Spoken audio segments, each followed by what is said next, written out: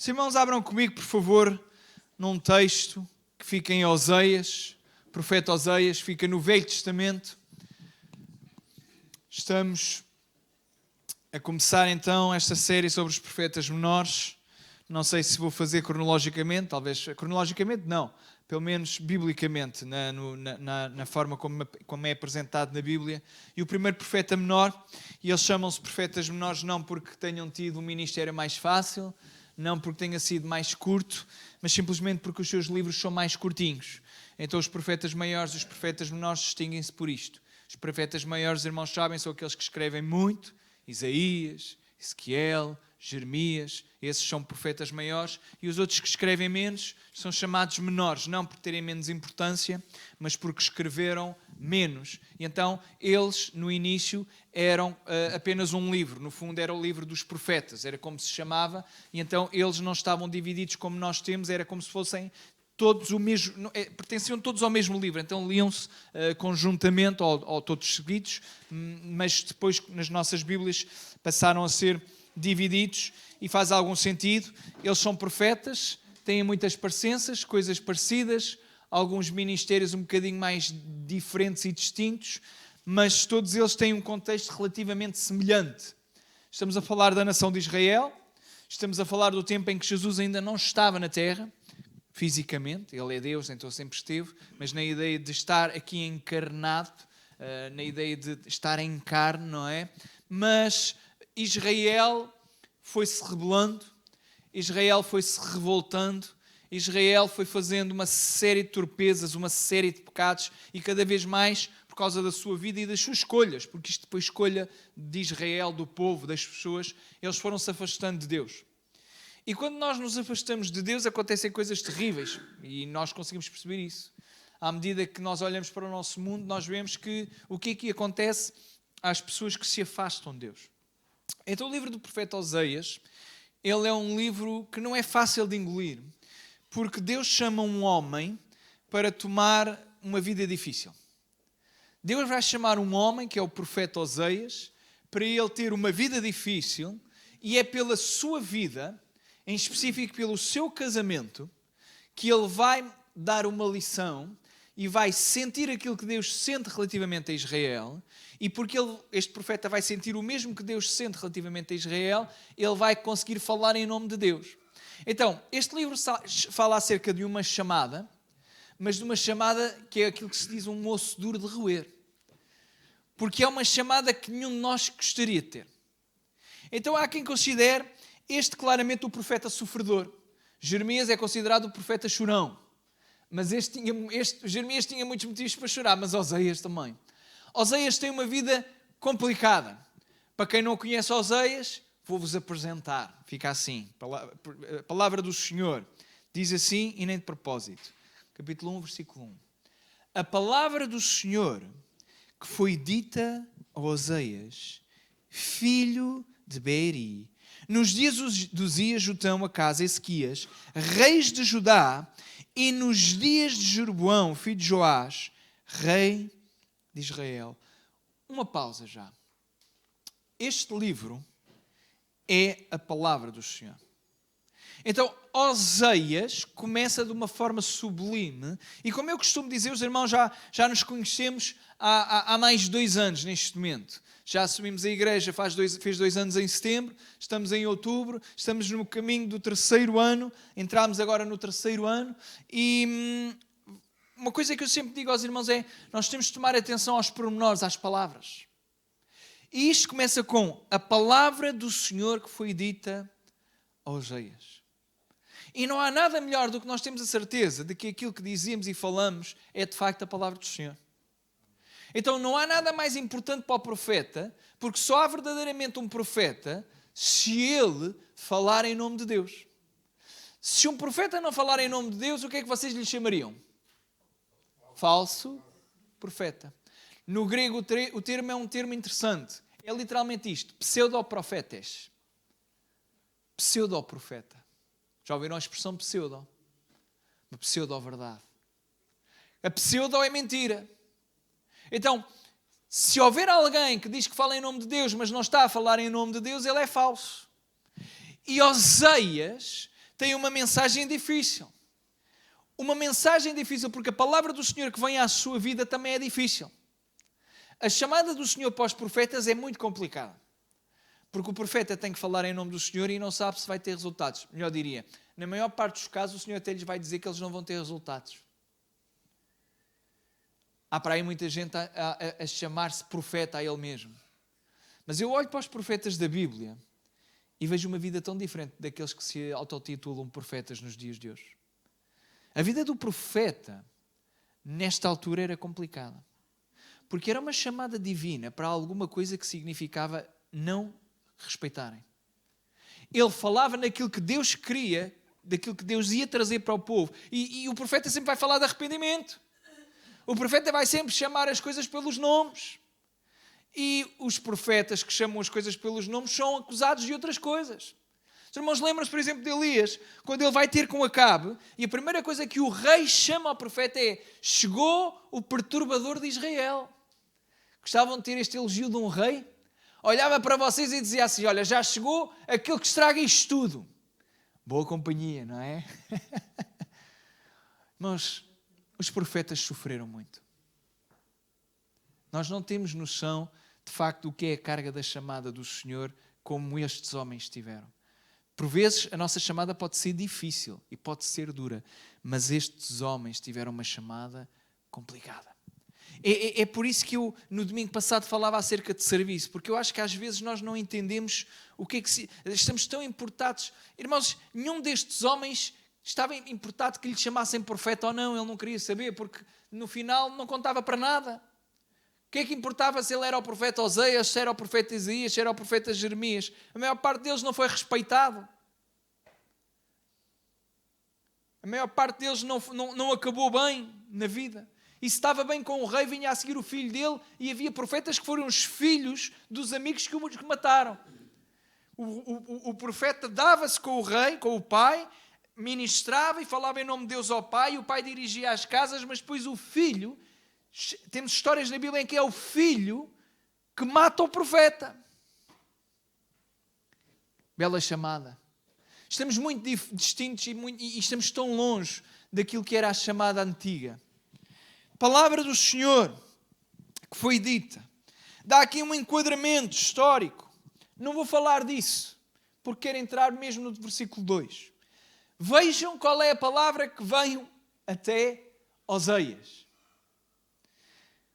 O princípio da palavra do Senhor por Oseias. Disse, pois, o Senhor a Oseias: vai, toma uma mulher de prostituições e filhos de prostituição, porque a terra se prostituiu, desviando-se do Senhor. Vejam o que é que o Senhor pede a Oseias. Para quem não conhece o livro.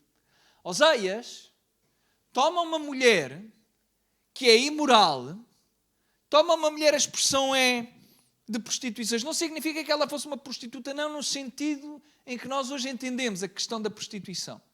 Porque nós hoje entendemos uma mulher prostituta como aquela que se vende, não é? E que se vende a troco de dinheiro, mas ou num bordel, ou mesmo na rua, não é? Esta mulher não era propriamente isto que eventualmente fazia.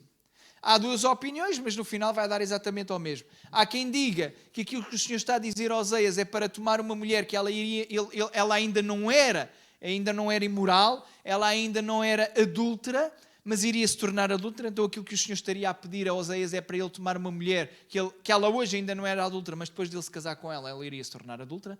Eu não sei quantos de vocês é que se casariam com alguém mesmo assim. Era difícil, não é? Casar com alguém, olha, ela agora não é adultera, mas assim que tu casares com ela, ela vai adulterar. Vocês casavam? Nenhum de nós queria. Mas o texto parece mesmo dizer a parte ainda mais difícil, que é: Oseias toma uma mulher que é conhecida por adulterar, que é imoral que é sexualmente imoral, e toma-a como tua esposa. Isto é um pedido difícil para um homem. E para se fosse o contrário, também era difícil para uma mulher. Mas especificamente o Senhor está a chamar alguém e diz assim: olha, deves tomar como esposa alguém que se prostitui naquele sentido. E passa a explicar como é que provavelmente seria a prostituição. No final vai dar ao mesmo. Não era propriamente por dinheiro, mas os irmãos sabem que as mulheres não trabalhavam. A única forma da mulher sustentar era tendo marido. E o marido sustentava. Se ela tivesse filhos, em idade de trabalhar, eram os filhos que deviam sustentar a mãe. Era assim o cuidado das esposas. Elas trabalhavam, mas trabalhavam a partir de casa, em casa. Não a partir de casa, porque senão dá a ideia que elas entravam online, como hoje as pessoas fazem. Mas não era isso que acontecia. Trabalhavam em casa, na casa, nos afazeres da casa. Era a cultura.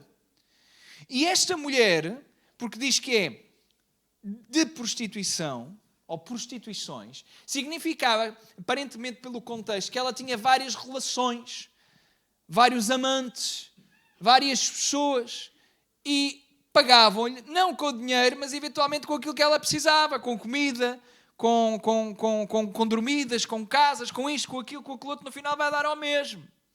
E o Senhor chama Oséias para se casar com esta mulher, para quê? Para que Oséias sinta aquilo que Deus sente relativamente a um povo que adultera para com ele.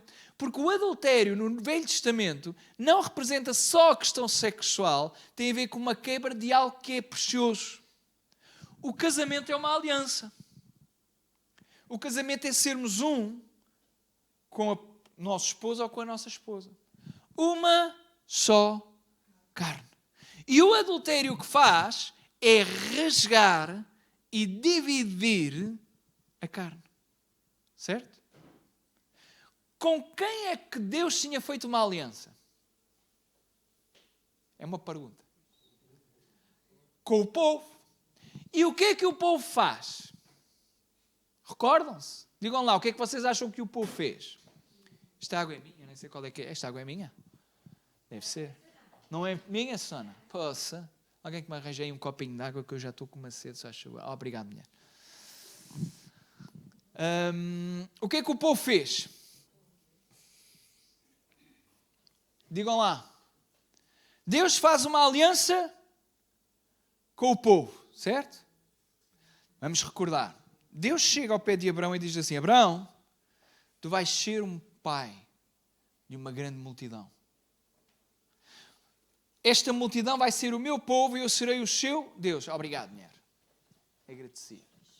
Fecho. Vou bebê-la toda já de primeira. Vou fechar que eu sou pró em desgraças. Deus escolhe Israel para ser o povo. Certo? Os irmãos lembram-se do Egito. Os irmãos lembram-se do deserto. O que é que acontece depois? Assim que eles começam a entrar na terra prometida, e ainda antes, os irmãos recordam-se, Moisés vai lá ao monte, quando chega cá abaixo, o que é que está a acontecer? Um bezerro de ouro. Começa a mostrar logo o povo para onde é que o seu coração estava inclinado, para adorar outras coisas que não Deus. Moisés vai ao monte para receber os 10 mandamentos, vocês conhecem, quem não conhece bem a história, é um bom filme para verem, como é que se chama? Os 10 mandamentos também, mas aquele de animação, como é que se chama? Príncipe do Egito, é isso. O Príncipe do Egito. É um filme de animação, dá para verem com os vossos filhos e ficam a descobrir toda esta história de Moisés de uma forma incrível. E tem grandes músicas também, especialmente se for na versão original. O português é mais ou menos. Mas pronto, é a minha opinião. Mas ainda assim, quando Moisés desce, aquilo que ele vê é algo terrível. Primeiro mandamento, adorarás ao Senhor teu Deus e apenas ao Senhor teu Deus. Quando ele chega cá abaixo, eles estão a adorar uma vaca. E ele diz assim ao Arão, o que é que se passa? Ele diz, olha, o povo viu que tu nunca mais chegavas, eu pedi para eles darem-me o ouro, eu pus o ouro ali e saiu isto. Saiu a vaca. E eu disse-lhes, olha, eis aqui o vosso Deus que te tirou do Egito. E o que é que isto mostra? Que o povo tem uma inclinação para adorar outros deuses, falsos deuses. E ainda hoje no mundo nós vemos isto. O povo tem uma tendência para adorar coisas que não são Deus, que são falsos deuses. E este sentido de Israel foi sendo replicado, porque eles passaram pelo deserto, uma geração inteira morreu, outra geração se levantou, a geração que se levanta entra na terra prometida e imediatamente eles começam a adotar os costumes de outros. Rei vai, rei vem, e a maior parte deles são maus reis. Começam a adorar outros deuses. Agora vejam, O Senhor tinha feito uma aliança com Israel, que era o mesmo episódio que estávamos a falar. O profeta casa-se com a esposa. Deus tem uma aliança com Israel. E o Senhor diz assim, Oseias, toma uma mulher que é adúltera. E ele toma. E há uma quebra no seu relacionamento. E o Senhor está a dizer o seguinte. Porque a terra se prostituiu, desviando-se do Senhor. O que é que vocês acham que significa esta prostituição de Israel? Idolatria. Então Israel adora outros deuses e nem quer saber de Deus, do verdadeiro Deus. Eles estão interessados noutras coisas, noutros ambientes, noutros deuses, noutras estátuas, noutras coisas. Não têm interesse nenhum no Senhor. E o Senhor diz assim, Oseias, para que tu entregues esta mensagem, eu preciso que tu sintas exatamente como eu me sinto, traído. Gostavam desta chamada? A chamada da traição. E foi, e tomou a Gomer, filha de Diblaim, e ela concebeu, e lhe deu um filho. Foi e tomou, significa casou-se e depois teve relações sexuais. É isto literalmente que significa. E por causa disso, teve um filho. Um filho que era dele. E disse-lhe o Senhor, porque o Senhor vai continuar a agarrar na história da família de Oseias, e é pela família de Oseias, desta família estranha e esquisita, que ele vai dar uma lição e, acima de tudo, uma mensagem ao povo. Então o Senhor diz, olha, Oseias, tu tens um filho, então tu vais-lhe pôr um determinado nome. E o nome era Jezreel, porque daqui a pouco visitarei o sangue de Israel sobre a casa de Jeú e farei cessar o reino da casa de Israel. Dizer-vos o seguinte, vão haver 3 nomes, que são 3 nomes relativamente estranhos. 3 nomes, perdão, 3 nomes esquisitos. O primeiro nome, Jezreel, era um nome que não era um nome de pessoas, era um nome de uma cidade. Era o nome de uma localização. E então era estranho um filho ter o nome de uma localização geográfica. Hoje até temos pessoas que se chamam Israel. Não é por aí. É um nome. Mas não temos ninguém chamado Samaria. Não temos ninguém chamado Belém. Quer dizer, Fafá de Belém, não é? Agora estou a lembrar, agora lembrei. Belém não foi o melhor exemplo. Mas Jezreel era uma localização pequena, mas tinha um sentido. Jezreel significa Deus semeia.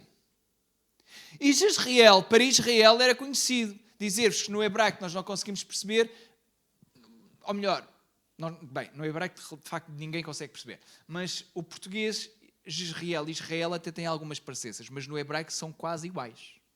Muda ali uma coisa. Então há aqui um paralelismo que isto tem a ver com uma figura de estilo em que se utiliza 2 palavras parecidas para dar uma mensagem. E o nome do filho é Jezreel. E Jezreel é, por exemplo, a terra, se os irmãos conhecem a história dele, vocês lembram-se de Jezabel.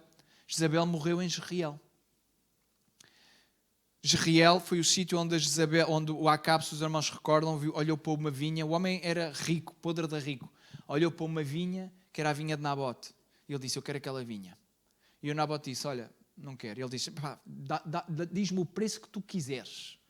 E eu compro-te a vinha. E o Nabote diz, não está à venda, isto é a terra dos meus pais, eu não vendo por preço nenhum.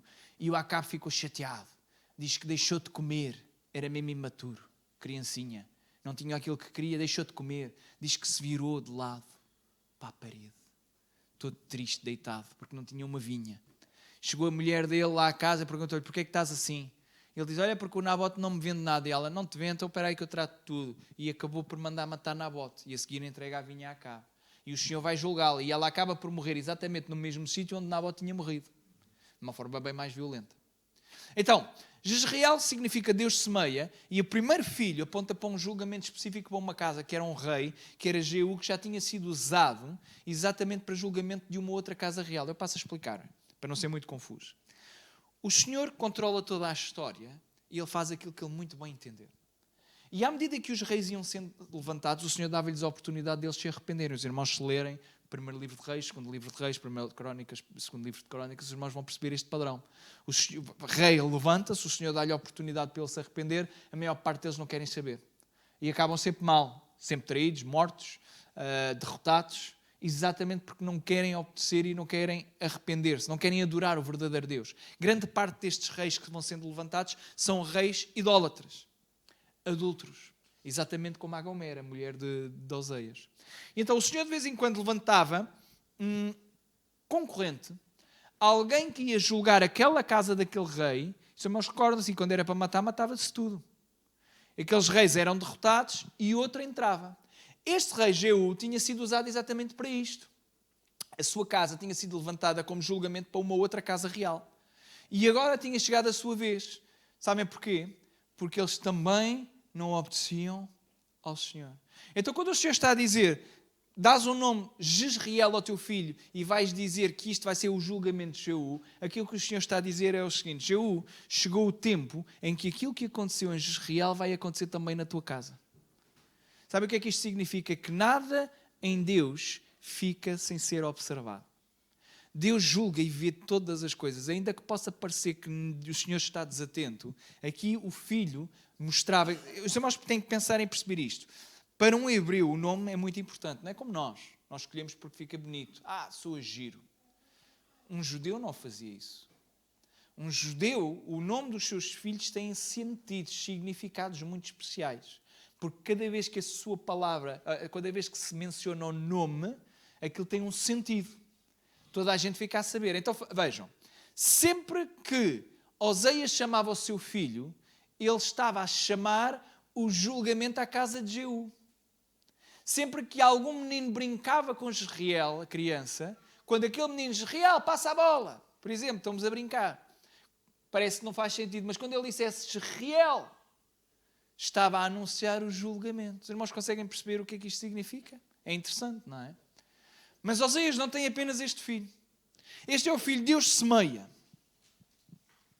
E mais no sentido de Deus cultiva o julgamento. Deus virá. A ideia é, o Senhor lança a semente e um dia vai colher. Deus semeia.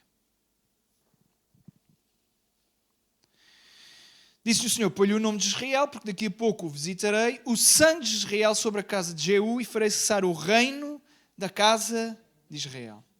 E será naquele dia que quebrarei o arco de Israel no vale de Israel. Dizer-vos também que é neste vale que há uma série de derrotas militares que Israel vai tendo ao longo da história. E o Senhor está aqui a dizer que o arco, isto é, o exército de Israel, vai ser derrotado. É um julgamento que nenhuma nação queria ter. Um julgamento onde Deus diz assim, olha, o teu exército vai ser derrotado. Porque isto implicava domínio. Um exército que é derrotado é um exército que perdeu. E o exército que perde não tem boa vida.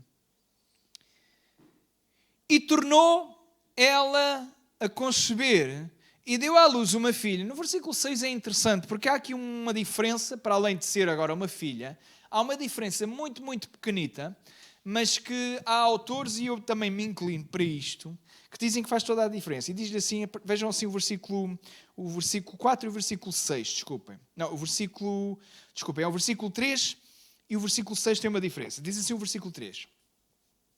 Foi-se e tomou a Gomer, filha de Diblaim, e ela concebeu, e depois diz assim, e lhe deu. Mas o versículo 6 diz assim, tornou ela a conceber e deu à luz uma filha. Já não deu a ele. Então, há quem entenda que neste segunda filha, o Oseias já está a experimentar o adultério. Este filho não é dele, ou esta filha nem sequer é dele. Porque agora ela não concebe e não lhe dá. Ela simplesmente concebe e já não lhe dá. E parece uma coisa pequenina, mas pode ter toda a diferença. Não podemos ter a certeza absoluta, mas quer dizer, o Senhor mandou-o tomar uma mulher adúltera, portanto, ter filhos de outras pessoas não seria assim tão esquisito, tão estranho. Então ela volta a conceber, deu à luz uma filha, e ele disse, põe-lhe o nome Lo-Ruamá, porque eu não me tornarei mais a compadecer da casa de Israel, mas tudo lhe atirei. Ninguém gostaria de ter este nome. Sabem o que é que significa este nome no hebraico? Sem compaixão ou sem amor. E é por isso que há quem diga que esta filha nem seria dele. Imaginem o nome desta miúda. Sem amor. Sem compaixão. Sempre que alguém mencionasse o nome dela, até poderia pensar, olha, o pai não gosta dela. O pai não a ama porque ela não é sua filha. E a ideia é esta. Não significa que Oseias não amasse a filha. Isto tem a ver com a mensagem. Os irmãos entendem? Porque isto está a acontecer na vida de Oseias, mas isto tem a ver com aquilo que Deus está a dizer a Israel. E está a dizer agora, chegou o tempo de não haver amor. Chegou o tempo de não haver compaixão. Porque eu não me tornarei mais a compadecer da casa de Israel, mas tudo lhe tirarei. Isto fala acerca de julgamento, comportamento, desobediência tão profunda, que o Senhor chega a um limite e diz, olha, eu já não me vou compadecer de vocês. Já não vou dar-vos mais nenhuma oportunidade. Porque na realidade, irmãos, se nós pensarmos na questão de Israel e Deus, talvez seja mais complicado de perceber. Mas imaginem, porque é isto que o Senhor quer. O Senhor pensa assim, agora pensem no casamento. Quantas oportunidades é que Oseias tem que dar à esposa? E se calhar é interessante, se calhar nós teríamos mais compaixão de Oseias do que propriamente Deus. E pensariam, bem, o Oseias também de facto é preciso ter uma paciência para aquela mulher. Quantas vezes, quantas traições? Quantas vezes é que ela sai de casa? Nós vamos ver isto ao longo do livro, em que ele ainda vai ter que ir buscar várias vezes. E tem que cuidar dela. Mesmo ela pretende não o quer amar. E que o Senhor está a dizer, olha, chama a tua filha, não tenho mais amor, não existirá mais compaixão. Para que sempre que chamarem o seu nome, se lembrem que eu não lhes vou dar compaixão. Deixem-me fazer aqui um parênteses. Nós sabemos que Deus é um Deus de compaixão, ou não sabemos? Mas e nesta passagem especificamente, isto significa que é um julgamento de Deus por uma fase e um processo em que Ele não vai ter compaixão durante um certo período de tempo, mas esta não compaixão, ainda assim é uma compaixão, eu passo a explicar. O Senhor vai atuar assim, porque é a única forma de levar Israel ao arrependimento. É um julgamento onde Ele não vai exercer, onde Ele não vai dar carinho, onde Ele não vai cuidar, porque é a única... Irmãos, deixem-me dar um exemplo. Vocês já conheceram pessoas que é preciso que elas batam com a cabeça, e não é só com a cabeça, é com a cabeça, com o nariz, com tudo na parede, até para aprenderem? Pensem nos nossos filhos. Se nós impedíssemos os nossos filhos sempre de se magoar, o que é que vai acontecer? Eles nunca vão ter noção do perigo até ao dia em que se magoam a sério, porque nunca aprenderam progressivamente que há coisas que não podem fazer. Por exemplo, os miúdos gostam muito de correr. E eles não vão parar de correr até ao dia em que batem com a cabeça. E quando batem com a cabeça, nós não gostamos, nós não queríamos, nós avisamos. Mas depois de baterem com a cabeça, torna-se diferente, porque a lição ficou aprendida. Eu tenho que ter mais cuidado quando corro. Eles vão cair mais vezes. Mas se for um miúdo normal, em princípio vai cair cada vez menos. Eu tenho um primo meu, agora já não faz isso, mas quando era adolescente, ele cresceu assim meio... É muito engraçado. A gente só ouvia uma vez por ano. Mas ele cresceu de um ano para o outro. Era assim meio adolescente e ficou todo descoordenado. Porque os membros cresceram mais, então ele ainda não percebeu o tamanho que tinha. Não havia um único dia que aquele rapaz não caísse. Todos os dias, o verão inteiro, e ele caía durante 3 anos assim. A mãe dele passava, ele chegava à casa todo arranhado, estava connosco, nós estávamos a andar, de repente olhámos para trás, estava estatelado no chão. Mas, Fábio, o que é que se passa? Olha, já não dizia. O que é que se passa? Eu tropecei. Mas tropeçaste aonde? Olha, eu tropecei no meu pé. Pronto, era assim. Mas as crianças, elas aprendem. Olha, eu nunca tinha apanhado um choque na minha vida. Também não sabia muito bem como é que funcionavam aquelas coisinhas, sabem? Uma vez estava para ligar um piano e disse assim, eu gostava de aprender a tocar piano. Olhei, tentei ligar, não funcionava. Estava na casa da minha prima e aquilo tinha 2 polos, não é? Aquilo é suposto a gente ligar um de cada vez. Polo negativo e polo positivo. Eu não percebia como é que aquilo funciona, liguei os 2 ao mesmo tempo, mas não liguei nada, carreguei só assim para experimentar. Nunca mais liguei 2 coisas ao mesmo tempo. Aprendi instantaneamente. E acho que é isto que está aqui a acontecer. Às vezes é esta falta de compaixão que nós podemos dizer, Senhor, eu não tenho compaixão, mas é exatamente a falta de compaixão que é compaixão, que é para nos ensinar, até batermos com a cabeça, que não há nada melhor do que Ele, nem nunca vai haver nada melhor do que Ele. E às vezes precisamos experimentar tudo. Não precisávamos, mas às vezes somos tão teimosos, temos que experimentar tudo até estar no fundo do poço, nus e rotos. E só assim estendemos a mão, Senhor, agora cuida de mim. Que o Senhor nos ajude.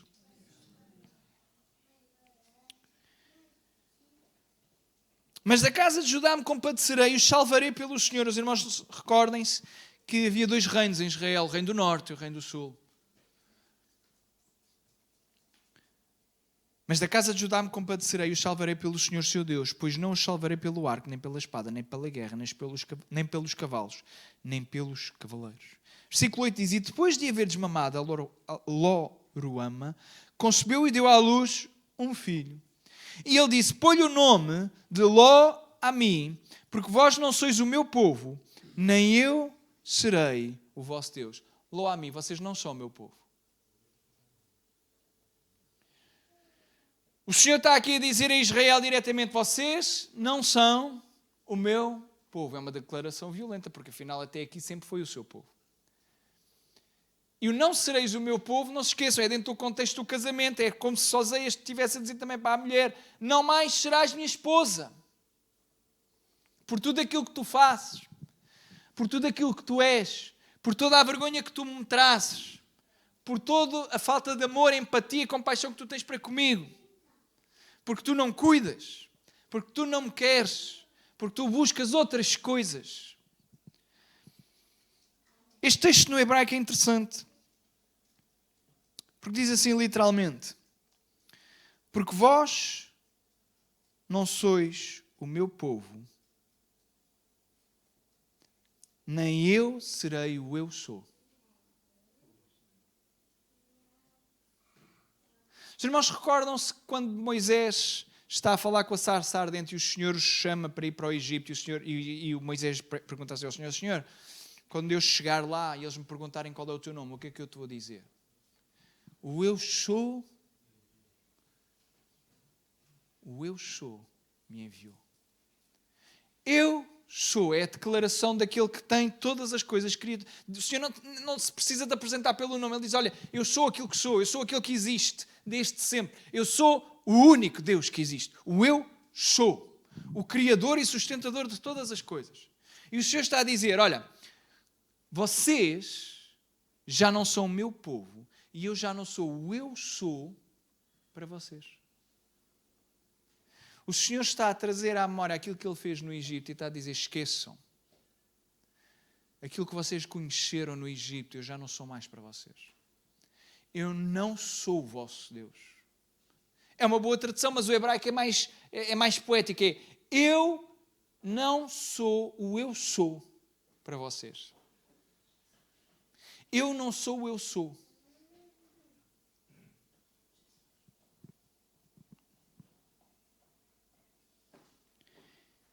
Vocês não são o meu povo, nem eu serei o vosso Deus. Esta é a ideia do julgamento. Todos nós temos atos e temos erros, e existem consequências para tudo aquilo que nós fazemos, e esta é a consequência de Israel. Desobedeceram ao Senhor, e porque desobedeceram ao Senhor agora têm estes julgamentos. O julgamento para a casa de Jeú, o julgamento da falta de compaixão e agora, efetivamente, até da sua condição. Porque deixa-vos perguntar o seguinte, quem é que quebrou a aliança? Foi o povo? Quem é que quebrou o casamento? Foram as pessoas. E o Senhor simplesmente está a dizer, olha, estas são as consequências que tu tens quebrado. Nós não gostamos muito de consequências nos tempos atuais. Ficamos muito chocados quando existem consequências. Mas as consequências, elas existem, irmãos. E sempre existirão. Por exemplo, lá, os do Bloco de Esquerda agora estão muito chocados, porque agora chegou-lhes a conta de terem saído lá vieram de Israel repatriados e agora apresentaram-lhes um bilhete de avião e eles ficaram muito chocados. Então, mas não há consequências. Foram de barco, vieram de avião. Se viessem de barco, se calhar não pagavam. Vieram de avião, têm que pagar o bilhete, como todos os outros têm que pagar. Eu, quando quero ir a algum lado, ninguém me dá viagens de borla. Há consequências das nossas ações. Ou não há? Pelos vistos, parece que não há. Porque as pessoas ainda hoje ficam chocadas quando dizem, isto está-me a acontecer porquê? Porque você fez coisas, você construiu coisas, decidiu coisas, E por isso vêm consequências à nossa vida. Às vezes nas redes sociais passam assim vídeos que às vezes prendem a minha atenção de alguém. Olha, ainda hoje estava a ver um vídeo que era nos Estados Unidos e estava um indivíduo de capuz a gritar com um soldado, coisa esperta também, inteligência. A gritar com um soldado cara a cara. E eu a pensar, mas quem é que no seu perfeito juízo vai ter com um soldado que tem o tamanho de um armário, tem armas, tem tudo, e começa-lhe a gritar na cara? Não faz sentido. E o que ele estava-lhe a perguntar era, qual é o teu nome? E a gritar, mas assim com as veias todas, um miúdo novo. E o soldado não se mexia. A determinada altura, ele chateou tanto o soldado saca assim do gás pimenta, atirou-lhe o gás pimenta para a cara e disse assim, eu chamo-me Pimenta. E está feito. E vê-se assim a cara do outro todo. Já não perguntou mais nada. Saiu logo a correr. Consequências. Então, mas foi, por acaso eu rimo também, porque ele coloca e diz, chama-me Pimenta, pumba. E ele foi-se embora. Pronto, é vida. Temos pena. Não gritem com os soldados, nem com os polícias também. Não façam isso. Irmãos, existem consequências. E estas são as consequências do povo. Mas agora deixem-me dizer o seguinte, porque vejam como é que termina este capítulo. Depois do Senhor dizer que não haveria compaixão, que eles não seriam o povo, e que este casamento, a aliança, tinha sido quebrada, vejam como é que termina. Todavia o número dos filhos de Israel será como a areia do mar, que não pode medir-se nem contar-se. E acontecerá que no lugar onde se lhes dizia, vós não sois do meu povo, se lhes dirá, vós sois filhos do Deus vivo. E os filhos de Judá e os filhos de Israel juntos se congregarão e constituirão sobre si uma única cabeça e subirão da terra, porque grande será o dia de Israel. Mas não é interessante? Durante 10 versículos, fala acerca de Oseias, desta esposa adúltera, do seu relacionamento e dos filhos. Depois já percebemos que não tem a ver com Oseias em si, nem com Gomer, tem a ver com Israel e o seu relacionamento com Deus. Fala acerca de consequência, mas no final apresenta quem Deus é. Apesar de todo o pecado, apesar de toda a desobediência, apesar de Israel ser como uma esposa adúltera, temos aqui um esposo que ama pelos dois. Um esposo que diz, e os números do filho de Israel será como a areia do mar, que não pode medir-se nem contar-se. E acontecerá que no lugar onde se lhes dizia, vós não sois meu povo, ele está a dizer, olha, em lugar daquele nome, Lorami, em lugar deste nome, vocês terão outro nome. Então não será, vós não sois o meu povo, e passará a ser, vós sois filhos do Deus vivo. Isto fica para uma outra pregação. Mas fiquem com esta nota positiva que é extraordinário. Não importa o estado em que nós chegamos a este lugar.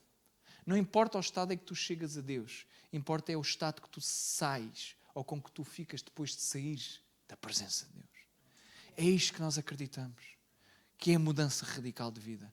Nós vimos a Deus de uma posição, que é a posição de pecador. É a posição de não termos esperança. A posição de não sabermos o que havemos de fazer. A posição de se calhar não sermos filhos de Deus, não sermos do seu povo, sentimos a vida sem compaixão, estarmos a levar com as consequências de todos os nossos atos e às vezes até de coisas que nem fizemos. Nem sabemos. Mas nós vimos a Deus assim, como não sendo seu povo. E quando estamos na sua presença, saímos da sua presença como filhos de Deus. Filhos de Deus é extraordinário. Extraordinário. Esta é a nossa condição. É isto que nós somos.